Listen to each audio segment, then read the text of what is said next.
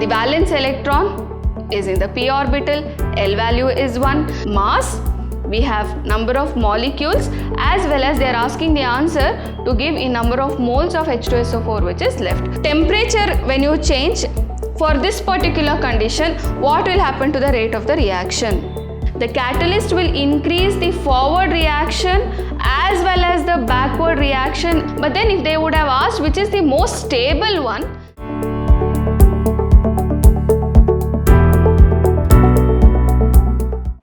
hello my dear students, I am Priyanka Rajaram from Vidyashram PU College, Temple of Excellence. Today I shall solve Karnataka CET 2017 chemistry question paper for y'all. This question paper has very few numericals as well. If you know your NCERT textbook thoroughly, this paper is really easy to solve. So let's see what do we have. First question, if 3.01 into 10 power 20 molecules are removed from 98 milligrams of H2SO4, then number of moles of H2SO4 left are. So it's really very important to understand the question. Question ಅರ್ಥ ಆದರೆ ತುಂಬ ಸುಲಭ answer ಮಾಡೋದಕ್ಕೆ. ನೀವು ಅರ್ಥ ಮಾಡ್ಕೊಳ್ಳೋದೇ ಇದ್ದರೆ ನಿಮಗೆ ತುಂಬ ಕಷ್ಟ ಅನಿಸ್ಬಿಡುತ್ತೆ. So will understand what it is. See, we have 98 milligrams of H2SO4. So they've given the mass of H2SO4. From that, we have removed 3.01 into 10 power 20 molecules. Molecules remove ಮಾಡಿದ್ದಾರೆ. So they have given in number of molecules which is removed from 98 milligrams of H2SO4. Now they are asking us to find out the number of moles of H2SO4 left. So we have all the three relations here. We have mass, we have number of molecules, as well as they are asking the answer to give in number of moles of H2SO4 which is left. So we have to interconvert here. The easiest method to solve this is, first thing, we have to find out the number of moles of H2SO4 which we have. So 98 milligrams of H2SO4 is how many moles?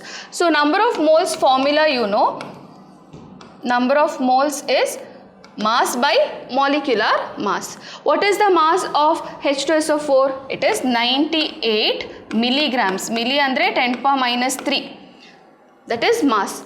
By molecular mass. Molecular mass of H2SO4 is 98 grams. Correct? Yes? Do you all agree with me? Now, what is the number of moles? 1 into 10 to power minus 3 moles of H2SO4 I have. From this, we have removed 3.01 into 10 to the power 20 molecules. Now, either you convert this into number of molecules and then minus this one which is removed, or simplest method, convert these number of molecules to moles and then you have to minus from what is given to you all. Okay, so let's see how many moles does these many molecules make.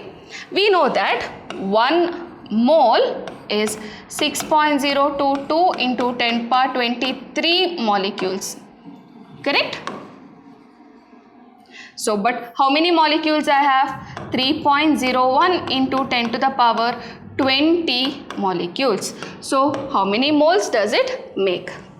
That is 3.01 into 10 to the power 20 divided by 6.022 into 10 to the power 23. Careful ag nodi, it is double. So it will be 1 by 2. 1 by 2 is 0.5 into 10 power 20 divided by 10 power 23. 20 and 20 gets cancelled. 3 when you take it above, it becomes minus 3. So these many moles are removed. Okay. How many moles you have? 1 into 10 power minus 3 moles you have. Out of that, 0.5 into 10 power minus 3 moles is removed. Then what will remain? It is same powers. You don't even have to write it. 1 minus 0.5 is 0.5. So it is 0.5 into 10 power minus 3 moles is the H2SO4 which is left behind. Is it clear? I hope you have understood.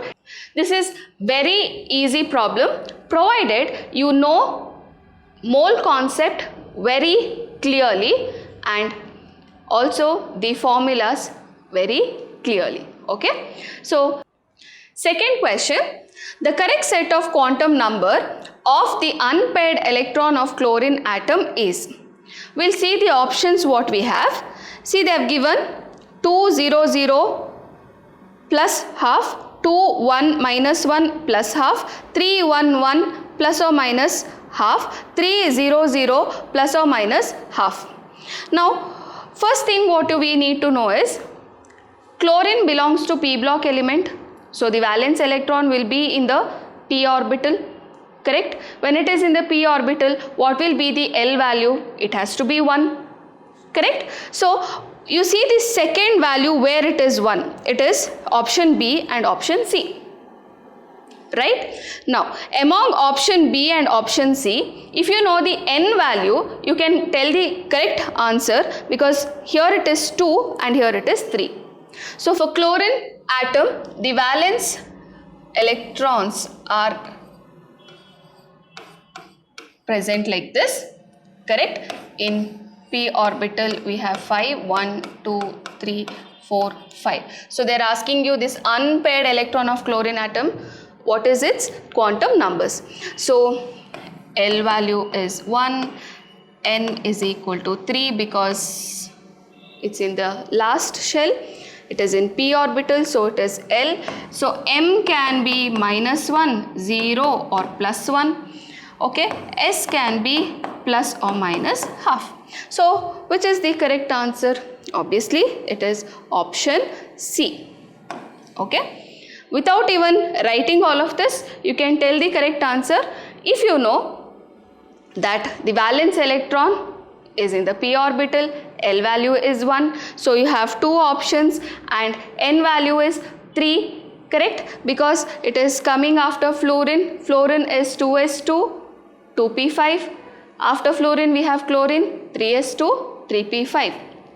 That is the electronic configuration of the valence electrons of chlorine. Okay. So, that is the correct answer. I hope you have understood. Next question. The electronegativities of carbon, nitrogen, silicon and phosphorus are in the order of. So, they are asking about electronegativities. When such questions is asked, if you are not very thorough or very confident, then it is better not to see the options in the beginning because you might get confused even more. Okay. But if you are very confident about such questions or related to increasing order, decreasing order, if you know, if you have some tricks to remember, then you can look into the options and directly tick it off. So, we will see what do we have. We have carbon, nitrogen, silicon and phosphorus. So, if you see along the period, we have carbon, after that we have nitrogen coming, okay, along the period if you see, and silicon and phosphorus if you see. Silicon again is below carbon and phosphorus falls below nitrogen. So, if you know what happens to electronegativity along the period and down the group, you can actually tell the correct answer here. Okay. Along the period, electronegativity increases. So, nitrogen has the highest electronegativity. See the options which nitrogen has the highest electronegativity. It is option A and option C. After that, it should be carbon. Okay. Just after that, it is carbon. So, we can see again option A and C has the same order. Nitrogen has the highest, carbon is given next. So, now we have to come here. Down the group what happens? Down the group electronegativity decreases, correct? So, what happens whether silicon is coming after carbon or phosphorus is coming after carbon? That is very important to answer. Which has got the lowest electronegativity among silicon and phosphorus? Lowest is of course silicon, because again if you see like this period, phosphorus is more than silicon. Okay, so it has to be option C, in which after carbon you have phosphorus and then the lowest will be silicon. Okay, why? here along the period among silicon as well as phosphorus, phosphorus is having higher electronegativity and the least will be silicon. So phosphorus will be after carbon and then you will get silicon when it comes to the electronegativity. Okay, so I hope you have understood this. Next question. Which of the following structure of a molecule is expected to have 3 bond pairs and lone pairs of electron? So what is given? They are telling us there is 3 bond pair and 1 lone pair.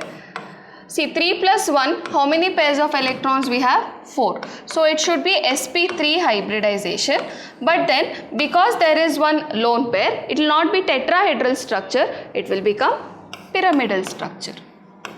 So which is the correct answer which we have got? Option C. I hope you have understood. Next question. Which of the following is the correct electron dot structure of N2O molecule? So they have given 4 different electron dot structure or Lewis dot structures they have given us. Among this you have to tell which is the correct answer. See, for Lewis dot structure, first thing what we need to know is the number of valence electrons which is there, and when you count them, that is bond pairs and lone pairs, when you are counting, it should be equal to the number of valence electrons because that is the one which is getting distributed. So we'll see for N2O molecule how many valence electrons we have. Nitrogen has got 5 valence electrons, 5 2s are 10, 10 plus 6 valence electrons of oxygen. So you should have 16 electrons around in this structure. So we'll count one by one. The first option, you see 1, 2, 3, 4, 5, 6, 7, 8, 9, 10, 11, 12, 13, 14. There are only 14 electrons. Okay. Option B, if you check, 1, 2, 3, 4, 5, 6, 7, 8, 9, 10, 11, 12, 13, 14, 15, 16. You have 16 electrons. Okay. Option C again. 1, 2, 3, 4, 5, 6, 7, 8, 9, 10, 11, 12, 13, 14, 15, 16. So again it has got 16 electrons. Option D.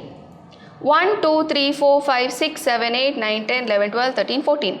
So here it has got 14 electrons. Now I have 2 structures which has got 16 electrons. So which is right? Both are right because our question, you read it very clearly. Which of the following is the correct electron dot structure? Ideradu correct electron dot structure, both are correct, but then if they would have asked which is the most stable one, then option B would have been right. You got it? Both have 16 electrons and it is correct that you can get multiple types of electron dot structures. Okay, but then which is the most stable one? How do we get to know? It is by calculating the formal charge. When you calculate the formal charge of every atom, okay, the negative charge should be on the atom which is more electronegative, okay, and the other one can have the positive charge. So if so, then that will be the one which is most stable. So according to the question asked, just calculate the number of electrons. B is also right, C is also right. So you have 2 correct answers for the same question. But then if you want to know which is the most stable one, I shall calculate the formal charge and explain, so that any other problem which comes on these basis, it will be helpful for you all to solve. So how do we calculate the formal charge? So what is the formula for formal charge? Formal charge is equal to valence electron minus non-bonding valence electrons which is present minus bonding electrons divided by 2. Okay, just remember this formula. I'll just explain how do we do the calculation for formal charge for both of this and tell you which is the most stable one. B, I will write it down here. Option B, what I have, nitrogen with 2 lone pair of electrons, and then I have 3 bond pairs, Then I have nitrogen, they have given a positive charge on that, and oxygen has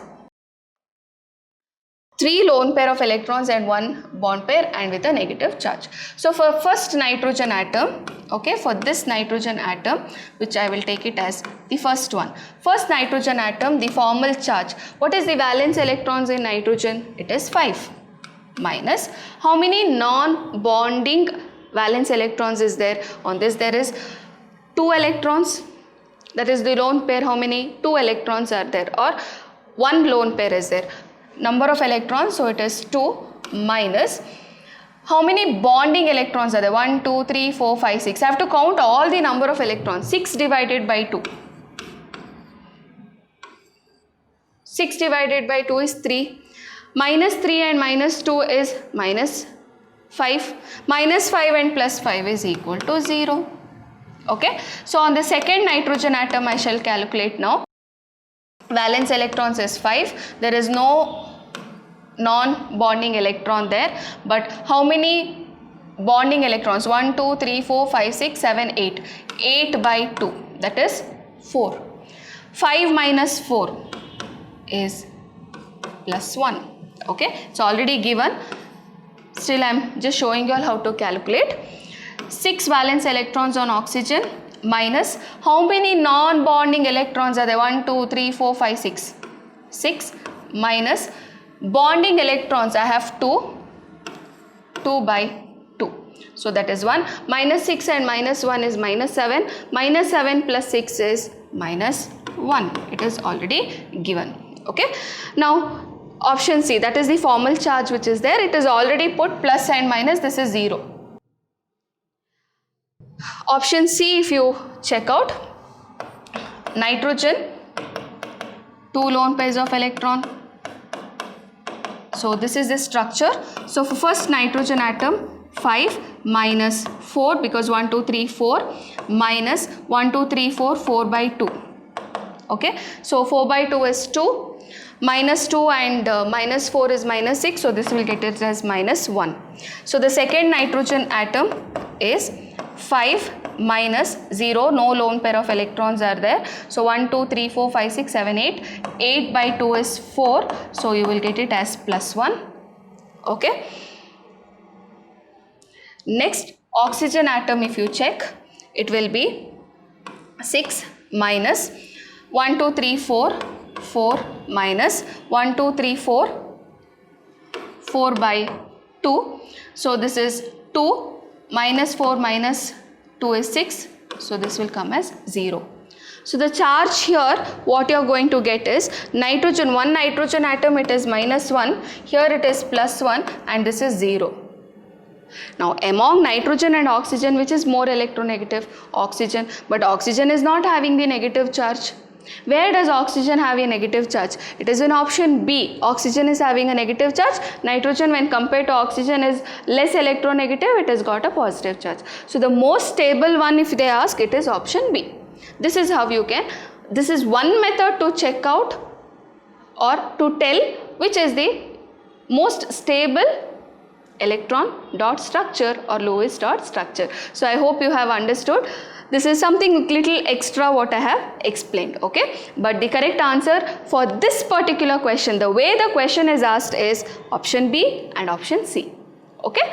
Next question.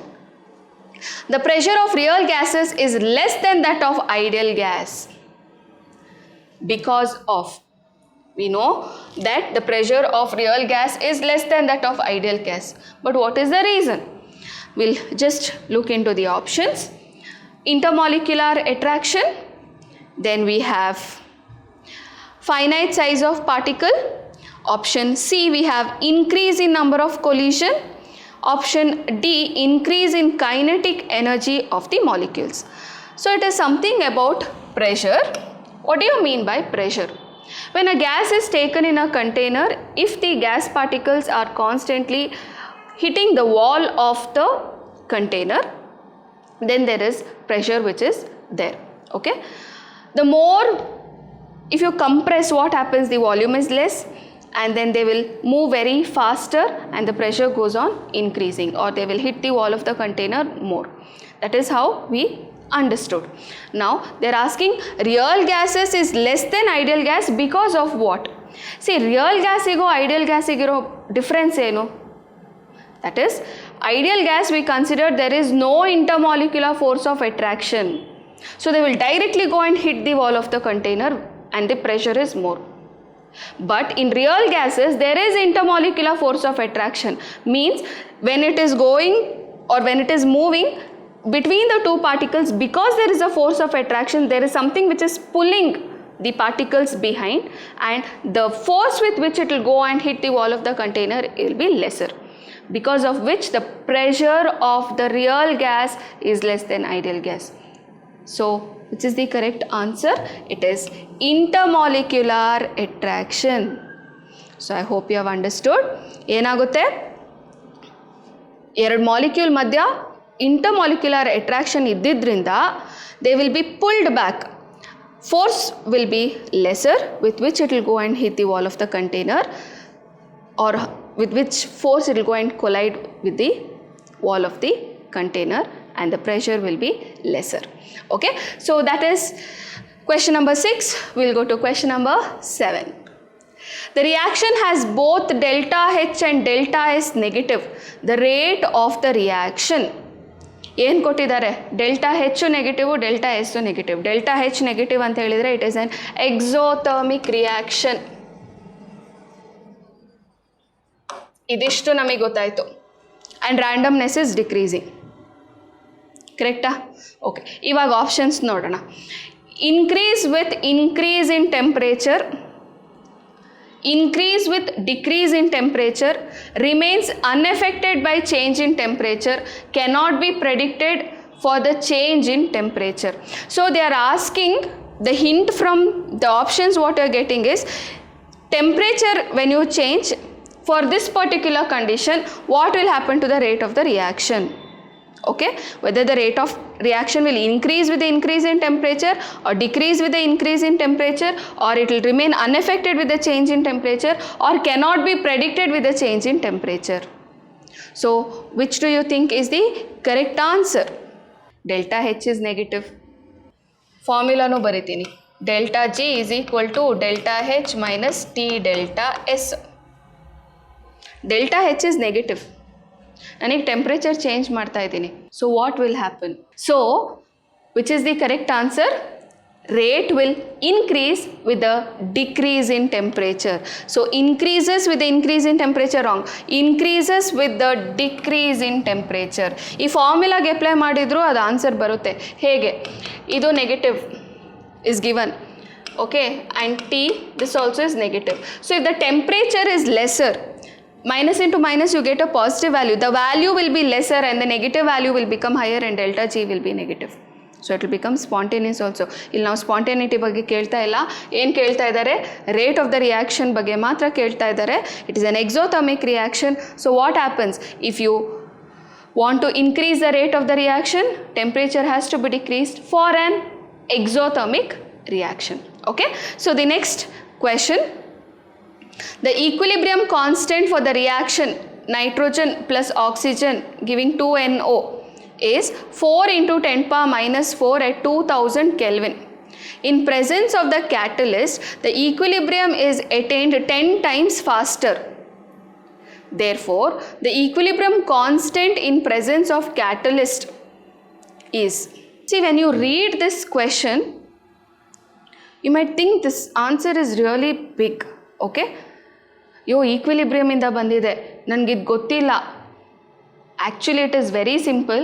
If you just read the question very carefully, idರಲ್ಲಿ solve ಮಾಡೋಕ್ಕೆ ಏನೂ ಇಲ್ಲ, ಡೈರೆಕ್ಟಾಗಿ answer ಹೇಳ್ಬೋದು. Okay, will see the options also. Options you see, it is in and around this value only they have given. 40 into 10 power minus 4, 4 into 10 power minus 2, 4 into 10 power minus 3, 4 into 10 power minus 4.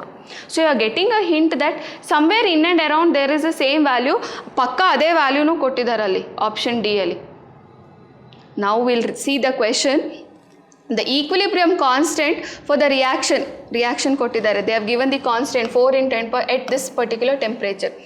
In presence of a catalyst, the equilibrium is attained 10 times faster. When they use the catalyst, equilibrium is attained 10 times faster. Therefore, the equilibrium constant in the presence of catalyst is, equilibrium constant value is not affected by adding a catalyst. The equilibrium state is attained faster. The catalyst will increase the forward reaction as well as the backward reaction with same amount. So, the equilibrium state is attained faster, but equilibrium constant, no change will happen. So, it will remain as it is, and the answer is 4 into 10 to the power minus 4 itself, because equilibrium constant is not affected by catalyst. ಅದಕ್ಕೆ ಹೇಳಿದೆ solve ಮಾಡೋಕ್ಕೆ ಏನೂ ಇಲ್ಲ, ಡೈರೆಕ್ಟಾಗಿ answer ಹೇಳ್ಬೋದು ಅಂತ. Don't skip just by reading the question. Read carefully. Sometimes it will be really very easy. Okay. Next one. The reaction quotient QC is useful in predicting the direction of the reaction. Which of the following is incorrect? ಮತ್ತೆ question ಕರೆಕ್ಟಾಗಿ ನೋಡಬೇಕು. It is incorrect ಅಂತ ಕೇಳ್ತಾ ಇದ್ದಾರೆ. So will see the option. When Q C is greater than K C, the reverse reaction is favoured. When Q C is less than K C, the forward reaction is favoured. When Q C is equal to K C, no reaction occurs. When Q C is greater than K C, forward reaction is favoured. ಇದಕ್ಕೆ 3 point ಗೊತ್ತಿದ್ರೆ ಈಸಿಯಾಗಿ answer ಹೇಳ್ಬೋದು. What is it? That is QC is greater than KC favors reverse reaction. QC is less than KC or KC is greater than QC favors forward reaction. If QC is equal to KC, the reaction is in equilibrium state. So, we'll see which is wrong. Illi QC is less than KC favors forward reaction. That is correct. Okay. QC is equal to KC. No reaction occurs because it's already attained equilibrium state. That is also right. QC is greater than KC ಅಲ್ಲೇ ಇರಬೇಕು. ಯಾಕೆಂದರೆ QC is greater will favor reverse reaction. So, this is correct. But here they have given QC is greater than KC favors forward reaction. This is the one which is incorrect statement. Okay. Because the correct one is option A. ಅಂದರೆ ಆ ಸ್ಟೇಟ್ಮೆಂಟ್ಗೆ correct ಆಗಿರೋದು ಇದು. Okay. Next one. 3ClO minus gives ClO minus plus 2Cl minus is an example of oxidation reaction, reduction reaction, disproportionation reaction, decomposition reaction. So you have to tell which type of reaction this is. You have to just calculate the oxidation number and see. Of chlorine we'll see. Okay. So chlorine here will have an oxidation state of +1, X plus -2 is equal to -1. ಆ ಕಡೆ ಹೋದಾಗ -1 +2 ಆಗುತ್ತೆ, +1 ಬರುತ್ತೆ. Okay, so it is +1. Here it is same, so again it is +1. Here it is -1. Now ClO minus with +1 state chlorine, what is happening here? It is remaining the same. Okay, it is reducing. What is the reaction when the oxidation number reduces? Reduction reaction. So which is the reaction? It is reduction reaction. So what is the correct answer? It is reduction reaction. Disproportionation anta tagobedi. It should reduce as well as increase. Eradu agbeku. Illi bari reduction ಆಗ್ತಾ ಇದೆ, ಇನ್ನೊಂದು ಹಂಗೆ ಇದೆ. It is just like that. Okay, +1 is remaining as +1 itself. There is no change. So it is reduction reaction. Okay. So we'll see the next question.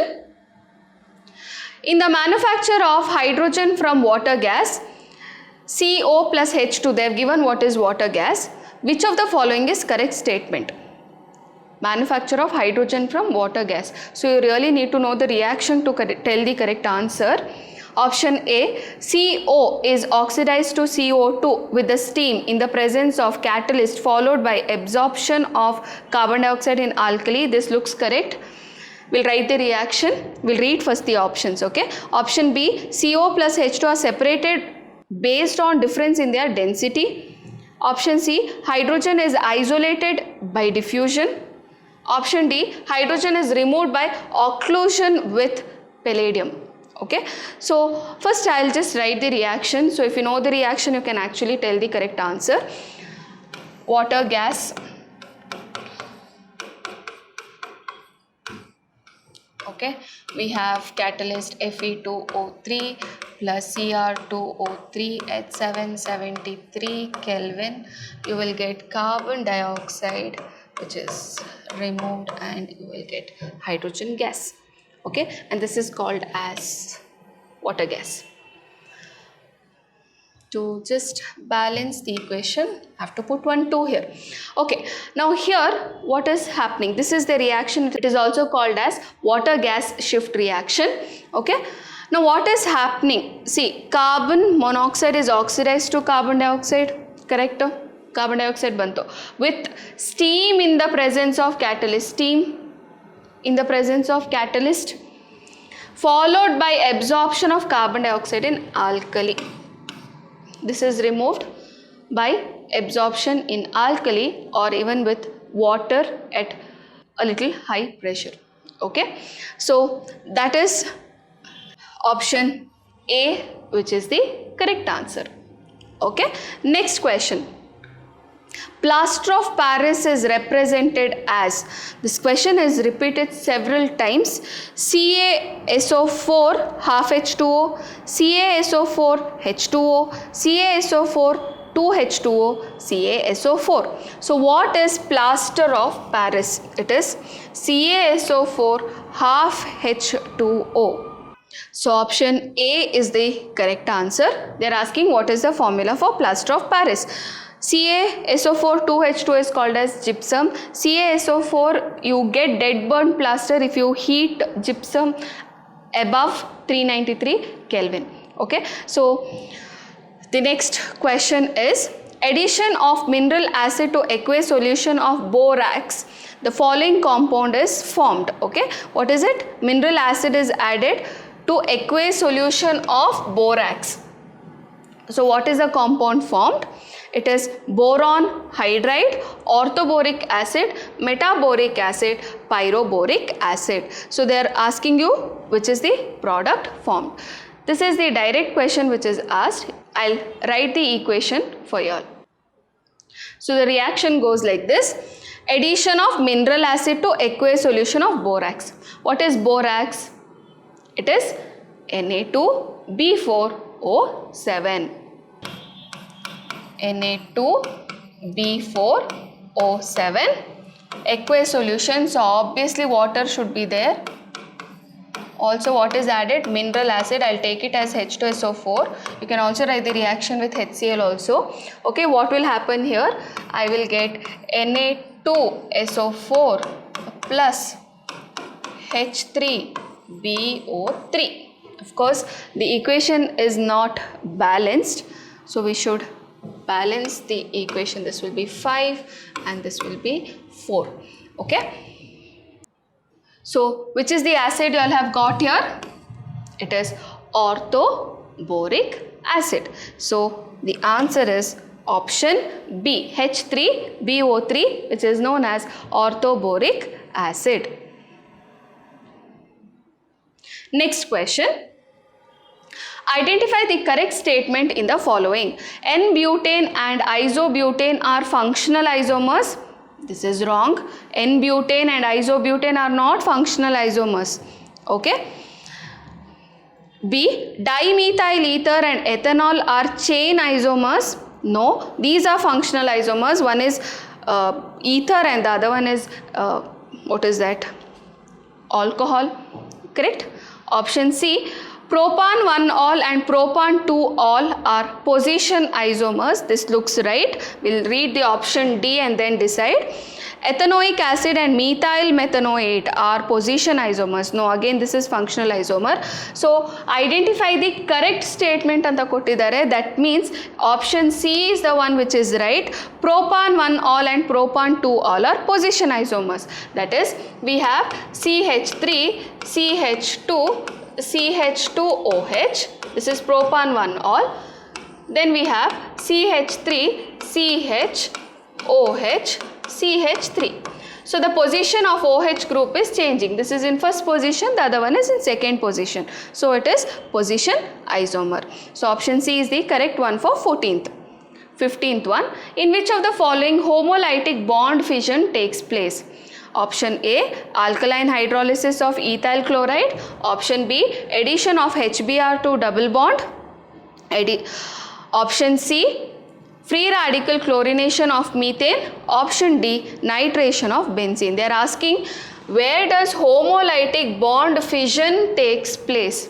Homolytic bond fission will give rise to free radicals. So the answer is option C, free radical chlorination of methane. The first step only, where you have chlorine and chlorine, homolytic fission will give rise to chlorine free radical.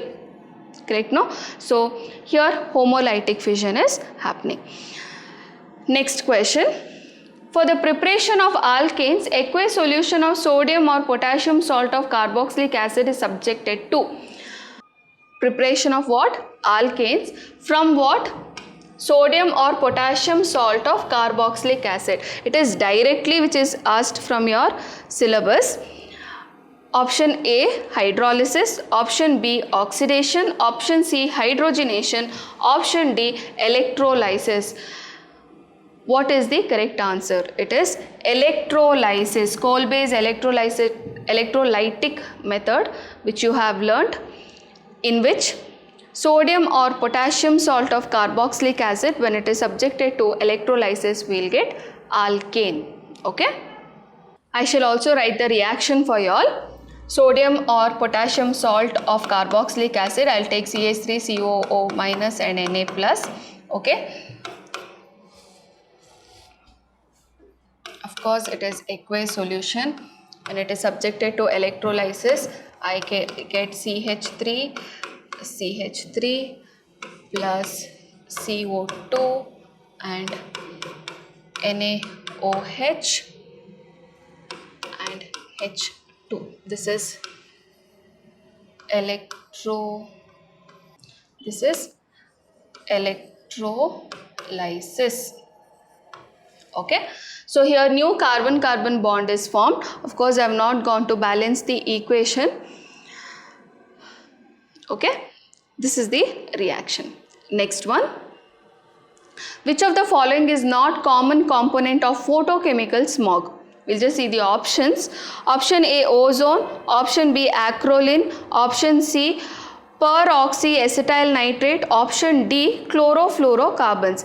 See, common component of what? Photochemical smog. Okay. Here, common component of photochemical smog is ABC, which is not is chlorofluorocarbons. That is the one which is actually depleting ozone. It is not the common component of photochemical smog. So it is option D. Okay. Next question.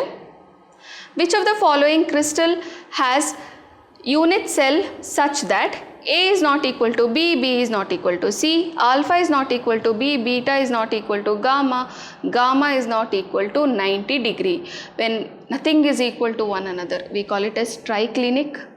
Correct? Now, which among this is triclinic? K2Cr2O7, NaNO3, KNO3, K2SO4. Here it is directly again from your NCERT textbook. They have given you the 7 crystal systems and they have given you the examples also. You need to know the examples properly. So the answer is K2Cr2O7 is an example for triclinic which is having all these dimensions. Okay. If you ask me what about the other options? Other options, NaNO3, it is trigonal and rhombohedral, and these two are orthorhombic, is an example for orthorhombic. Okay, next one.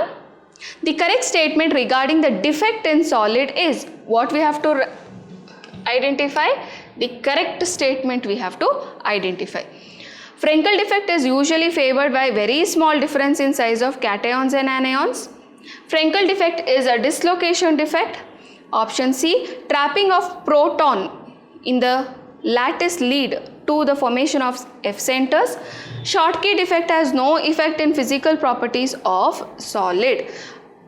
Here the one which is correct is option B. Frenkel defect is also called as dislocation defect because the ions move from its original site into the interstitial site. Correct?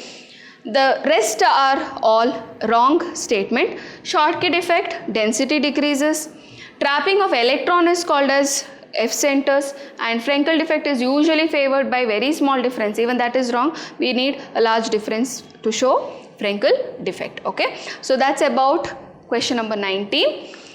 Next one, in the face-centered cubic arrangement of A and B atoms, in which A atom are at the corner of the unit cell and B atoms are at the face center.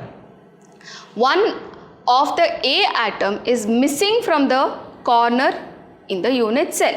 The simplest formula of compound is, so what are they telling? We have two atoms, A and B. And where is A present? A atoms are at the corner of the unit cell. Okay, so corner in the ಎಷ್ಟು ಬರುತ್ತೆ ಒಂದು. What is the contribution of an atom which is present at the corner? 1/8. But then see, there is a twist here. One of the A atoms is missing from one corner. So 1/8 from every corner, but one corner it is missing. I have 8 corners. 8 corners ಅಲ್ಲಿ ಒಂದರಲ್ಲಿ missing ಆಗಿದೆ. So how many corners I have particle A? Only in 7 corners of the cube. So A is 7/8 particles ಇರೋದು. Okay, B atom are present at the face center. Face center in the half contribution. How many faces? We have 6 faces. So we have 3 as the answer here. Now A is 7/8, B is, now A is to B, if I take 7/8 is to 3, I have to take 8 on the other end, 8 3s are 24, so it will be A7, B 24. So option A is the correct answer. So I hope you have understood. The remaining questions you can watch part 2 of Karnataka CET question paper 2017. Thank you, my dear children.